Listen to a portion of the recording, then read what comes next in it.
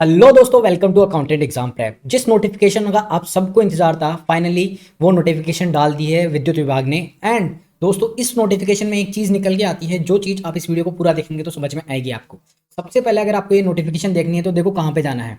energy.rajasthan आप search मारोगे Google पे या किसी पे भी, तो आपकी फर्स्ट जो सर्च होगी या फिर सेकंड सर्च होगी, उसमें ऐसा कुछ दिखाई देगा आपको। देखो जहाँ पे मेरा कर्सर है, इस पर क्लिक करोगे आप तो आपके पास ये साइट खुल के आ जाएगी। इसके मेन्यू बार में जाओगे तो यहाँ पे आपको रिक्रूटमेंट पे जाना है।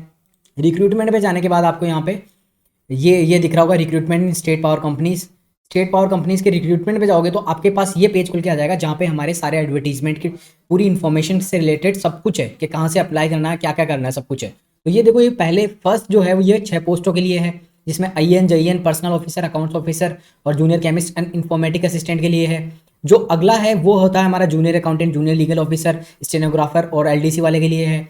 अब मैं आपको एक चीज़ बताता हूँ, इसके बाद यहाँ पे क्या है, एक टैब ऐड हुआ है। यहाँ पे जो नोटिफिकेशन आई है उसको चेक करने के लिए आपको ये 5th नंबर का जो टैब देख रहे हो ना आप, ये वाला ये टैब ऐड हुआ है। यहाँ पे क्लिक करोगे तो जो है अभी नई नोटिफिकेशन डाली है, जो भी ये scheme of examination for the post of assistant engineer accounts officer, और ये इस पर क्लिक करते आपका ये खुल के आ जाएगा। ये खुल के आने के बाद ये पूरी नोटिफिकेशन है जो नई की नई नोटिफिकेशन डाली है, जिसमें राजस्थान जीके नॉर्मल जीके कितने नंबर की आएगी ये बताया इन्होंने। लेकिन अब ये किसके लिए एप्लीकेबल है, सबसे पहले तो इन्होंने क्लियरली यहाँ पे मेंशन कर रखा है, scheme of examination for the post of IN JN accounts officer, personal officer, junior chemist and informatic assistant. यानी ये जो हमने यहाँ पे चेक किया था ना, ये जो फर्स्ट नंबर वाली पोस्ट है, सिर्फ अभी तक इसके लिए नोटिफिकेशन आई है। इसके अलावा सेकंड नंबर वाली पोस्ट के लिए नोटिफिकेशन नहीं है ये। और अगर आनी होती तो साथ में ही डाल देता, अदरवाइज नहीं डालेगा।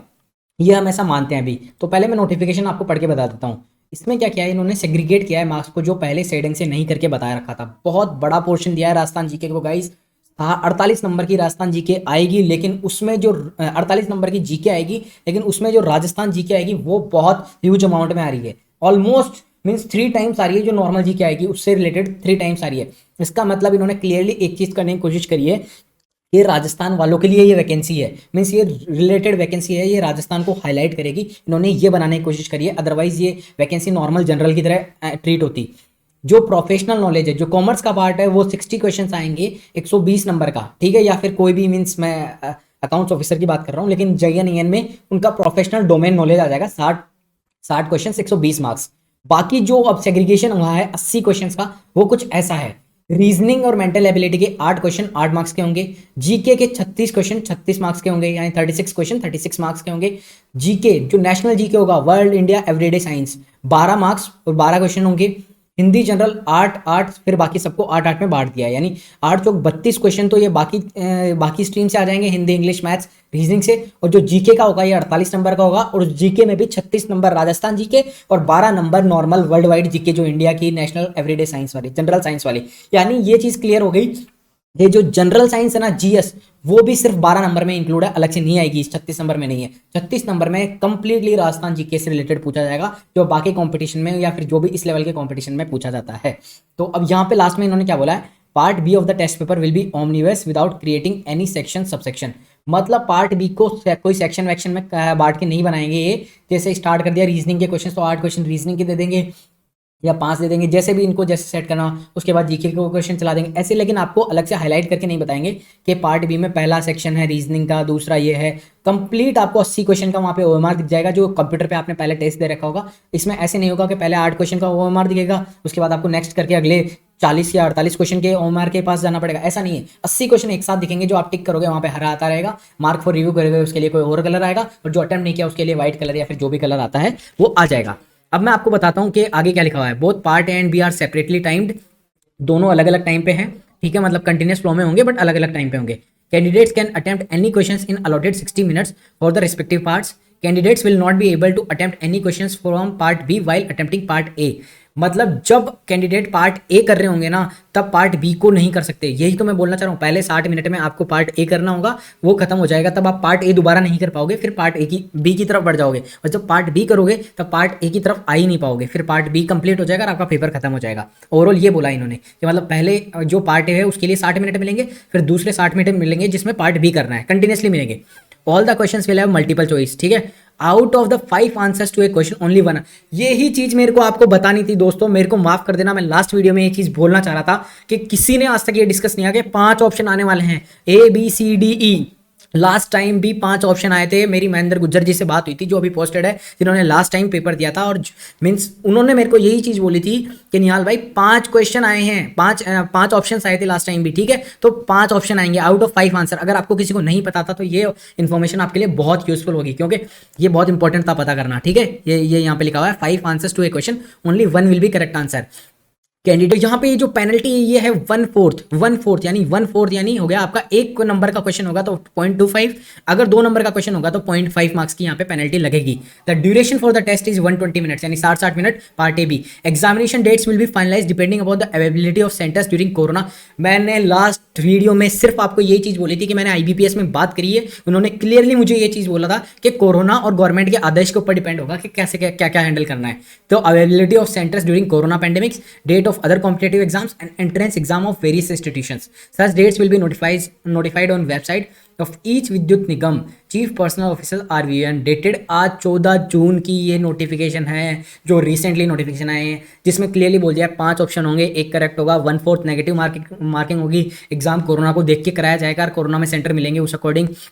जीके से रिलेटेड सब कुछ आ गया। अब देखो मेरा तो यही बोलना है कि ये नोटिफिकेशन सिर्फ और सिर्फ अभी तक इन पोस्टों के लिए आई है, कोई जूनियर अकाउंटेंट के लिए नहीं आई है, LDC के लिए नहीं आई है, जूनियर लीगल ऑफिसर के लिए नहीं आई है। ये सिर्फ ये जो 6 पोस्ट थी, जो टॉप पोस्ट थी, जो इसमें फर्स्ट नोटिफिकेशन में भरना था, वो सबसे पहले जो एग्जाम होने वाला है उन पोस्ट के लिए ये नोटिफिकेशन है। तो दोस्तों अभी तक अपन ये मान रहे हैं कि जूनियर अकाउंटेंट में अब ऐसा नहीं होने वाला है, क्योंकि अगर वैसा होता तो यहाँ पे ये scheme of notification for the उसमें अपनी ये वाली बाकी जो पोस्ट बची है ये सारी पोस्ट है, assistant personal officer, junior legal officer, junior accountant, stenographer, junior assistant, commercial assistant second, इन पोस्ट के लिए भी यहाँ पे नाम मेंशन करके बोलता कि ये इन पोस्ट के लिए भी यही मार्किंग अप्लाई होगी, यही सेग्रीगेशन अप्लाई होगा, बट इन्होंने ऐसा नहीं बोला है। इसका मतलब ये क्लियर है कि ये चीज़ उस पोस्ट के लिए अप्लाई नहीं होती। उस पोस्ट में अगर जनरल व्यू लिया जाए तो 20 क्वेश्चंस बांट देंगे हम, या फिर 15 क्वेश्चंस बांट देंगे एक बार के लिए, या फिर अगर जीके को थोड़ा सा प्रेफरेंस देके चलें तो 20 से 25 नंबर का जीके पूछ ही लेते हैं। ये इस चीज़ में पूछ लेते हैं, क्योंकि यहाँ पे इक्वल देने के लिए तो कहीं पे बोला ही नहीं है ना, लेकिन थोड़ा थोड़ा ऊपर नीचे तो किसी में कर सकते हैं, वो जीके में करेंगे। वो ये इन पोस्टों के लिए भी वो जीके में थोड़ा बहुत ऊपर नीचे करेंगे, लेकिन इतना नहीं करेंगे। जब यहाँ पे सिर्फ इन पोस्टों के लिए मेंशन है ना कि ये 48 नंबर का, तो बाकी पोस्टों के लिए 48 नंबर की नहीं आएगी जीके। अभी तक हम ये मानते हैं, अगर इन फ्यूचर नोटिफिकेशन आ जाएगा तो यहाँ पे देखिए आप, मैं आपको बताता हूं, यहाँ पे एक और कॉलम ऐड हो जाएगा और नोटिफिकेशन में यहाँ पे आपको स्कीम ऑफ एग्जामिनेशन फॉर इसके लिए इन पोस्टों के लिए भी स्कीम ऑफ एग्जामिनेशन, और जहाँ तक आपका कॉमन सेंस आप यूज़ करोगे उस तरीके से, तो यहाँ पे क्लियरली ये जो नोटिफिकेशन है ये दोनों का एक साथ ही डाल सकता था, ऐसी कोई बड़ी बात नहीं थी, क्योंकि सेग्रीगेशन तो ये होगा तो इसी प्रकार से होगा। अगर 48 नंबर का आ रहा है तो इसके लिए कोई अलग से नहीं होगा, तो यहाँ पे आना होता तो आ जाता, तो अभी तक आया नहीं। तो हम ये मान रहे हैं कि जूनियर अकाउंटेंट के लिए ये एक तरीके से खुशखबरी है, कई लोगों के लिए दुख की खबर है, क्योंकि कई लोग चाहते थे कि जीके आए, कई लोग नहीं चाहते थे कि जीके नहीं आए, जिससे क्या है उनको ओवरऑल दूसरे सब्जेक्ट्स में मार्क्स स्कोर कर ले, लाइक रीजनिंग, मैथ्स या इंग्लिश या फिर इनमें हिंदी में, इनमें मार्क्स स्कोर कर ले ताकि जीके में वो बच जाए। बट मैं बता दूं यहाँ पे ये जो 48 नंबर की जीके आएगी ना, इसको पढ़ने में आपको सिर्फ 20 मिनट लगेंगे, मैक्सिमम 60 मिनट में से 20 मिनट में जो आपको आता होगा वो आप कर लोगे। बाकी जो 32 नंबर है ना, इसको करने के लिए आपको टाइम मिल जाएगा, और जिसने प्रैक्टिस नहीं करके होगी ना वो भी यहाँ पे मार्क्स गेन करके चला जाएगा बाकी सब्जेक्ट में। लेकिन ये एक तरीके से पता है क्या शो करता है कि यहाँ पे जब जीके आ गई ना तो थोड़ी कट ऑफ में डिफरेंस आएगा, मीन्स कट ऑफ थोड़ी कम रहेगी, जितनी जा सकती थी विदाउट जीके उससे कट ऑफ कम रहेगी। ये मेरा मानना है, ये आप भी समझ सकते हो इस चीज़ की सारा समीकरण लगा के कि जहाँ पे जीके कंप्लीट एग्जिस्ट हो गई ना वहाँ पे थोड़ी कट ऑफ एक्चुअल में ही कम जाएगी। तो और जीके अब कहाँ से पढ़नी है, देखो अब यहाँ पे क्लियरली मेंशन कर दिया जीके रिलेटेड टू राजस्थान। तो मेरा तो यही मानना है कि जो लास्ट के 4-5 साल में या 2-3 साल जो क्लोज हैं उनमें जितना काम हुआ है ना राजस्थान में वो सारा पढ़ जाओ, किंगडम्स पढ़ जाओ, हिस्ट्री पढ़ जाओ, ज्योग्राफी पढ़ जाओ, सब कुछ पढ़ जाओ, ठीक है, जिससे आपके 36 नंबर में से कोई भी 20-25 नंबर नहीं रोके। और ये 20-25 नंबर आप 5 से 10 मिनट में लेके आ जाओगे अगर आपको क्वेश्चन आने लग गए तो।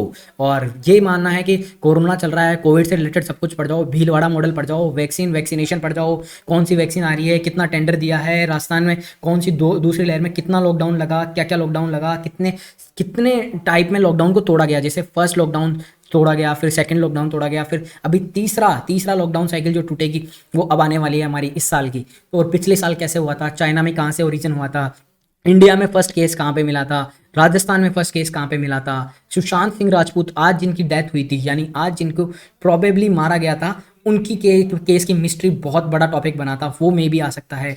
और Sushil Kumar death case and बहुत कुछ, टोक्यो ओलंपिक्स कैंसिल हो रहे हैं, अभी इजराइल पैलेस्तीन अटैक हुआ है, ये सारी चीज़ बहुत काम की है। पाकिस्तान से हमारे अभी क्या रिलेशनशिप में क्या चेंज आया है उस रिलेशनशिप को लेके। और दूसरी बात, ये तो मैंने नेशनल और वर्ल्ड वाइड की बात कर दी, मैं ये बोल रहा हूँ कि बैंकिंग से रिलेटेड पर्टिकुलर जीके होती क्या है उससे उससे रिलेटेड पढ़ जाओ। दूसरी बात, एक राजस्थान में इलेक्ट्रिसिटी विभाग में क्या क्या चेंजेस आए हैं, इलेक्ट्रिसिटी विभाग को पूरा चार्ट जाना, पूरा चार्ट जाना। इलेक्ट्रिसिटी विभाग का पेपर है, यहाँ पे इससे रिलेटेड 2-3 क्वेश्चन देखने को मिल सकते हैं, क्योंकि जिस भी डिपार्टमेंट का पेपर होता है उसकी जानकारी कितनी है इंसान को ये पता करता है। कोई भी डिपार्टमेंट के अपने स्टूडेंट को कितनी जानकारी है उस डिपार्टमेंट की ये पता करता है, तो वो भी पढ़ जाना। मैंने आपको स्ट्रैटेजी बताई है कि लास्ट की जो जनवरी से लेकर जुलाई तक की आपको मूमल पढ़नी है, एंड उसके अलावा आपके पास जो भी सोर्स है जहाँ से भी आप कंपटीशन एग्जाम्स की जीके की तैयारी करते हो वो आप अच्छे से पढ़ सकते हो। मूमल राजस्थान जीके के लिए भी फेमस है, तो आप वहाँ से उसको रेफरेंस कर सकते हो, इसमें मेरा कोई कमीशन नहीं है, बट एक जो अच्छी चीज़ है उसको बताना कोई गलत बात नहीं है।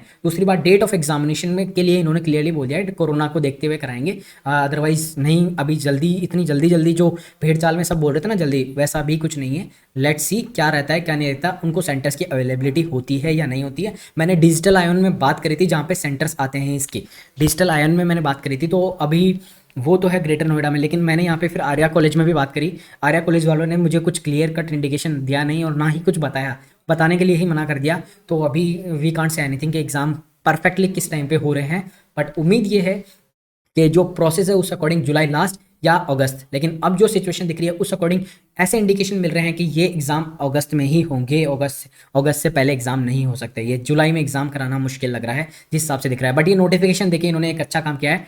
एंड बस इतना से इन्फॉर्मेशन थी जिसको जल्दी से मेरे को आपको बताना बहुत ज़रूरी हो गया था। Thank you so much guys for watching this video. Channel पे बने रहना, बहुत ज़बरदस्त कंटेंट आने वाला है। 20 जुलाई के बाद जितना टाइम बचेगा ना, उस टाइम में जो इस चैनल पे कंटेंट आएगा ना वो किसी और चैनल पे नहीं आएगा, ये मेरा आपसे वादा रहा वादा। और कम से कम है ना, इस चैनल पे जिस दिन एग्जाम देके आओगे ना और जिस दिन हम पेपर को रिव्यू करेंगे उस टाइम पे मैं ये बोलूँगा कि 10 से 15 क्वेश्चंस हमारे जो एमसीक्यू डिस्कस किए हैं ना हमने, उनमें से आए हैं, उनमें से आए। और तब आप रियलाइज़ करोगे कि बहुत सही चैनल को पकड़ रखा था। चैनल पे नए हो तो चैनल को सब्सक्राइब कर देना, नोटिफिकेशन बेल को प्रेस कर लेना, एंड वीडियो अच्छा लगा हो तो वीडियो को लाइक कर देना। ऐसे ही इन्फॉर्मेशन, ऐसे ही गाइडेंस रिलेटेड और एमसीक्यू डिस्कशन में लेके आऊँगा। अगला वीडियो प्रोबेबली एमसीक्यू डिस्कशन पे ही होगा, अगर ऐसे कोई बीच में नई इन्फॉर्मेशन नहीं आई जिसको मेरे को आपको देना बहुत ज़रूरी हो जाता है। Thank you so much guys for watching this video. Bye bye, love you all.